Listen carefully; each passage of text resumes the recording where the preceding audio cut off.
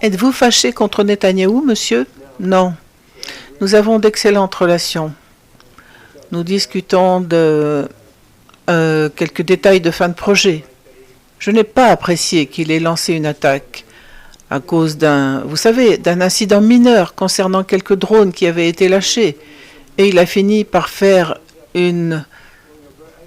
J'ai vu cette attaque. J'ai vu où la bombe est tombée. Avez-vous vu ce qui s'est passé? Ce n'était pas... C'était cruel, c'était excessif. Vous savez, nous pouvons aussi aller trop loin. Mais nous avons eu une relation très efficace. Sans nous, sans les États-Unis, il n'y aurait pas d'Israël.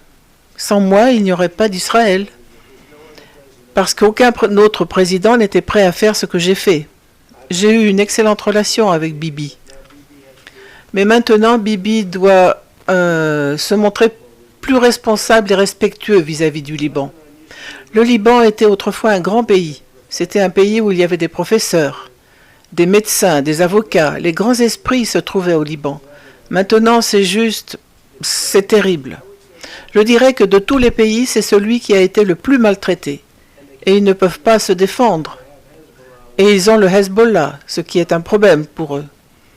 Donc, maintenant, je ne suis pas satisfait de la façon dont Israël s'est comporté avec le Liban et avec le Hezbollah. Ils auraient dû être capables de faire le travail plus rapidement, ça n'en finit jamais.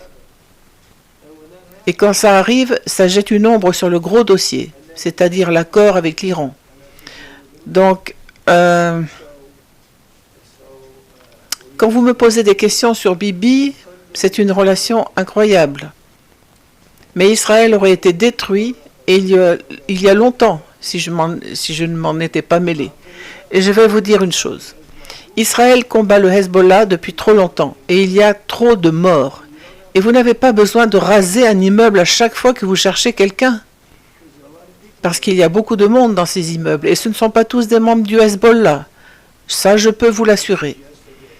Et j'ai suggéré à Israël de laisser la Syrie s'occuper du Hezbollah.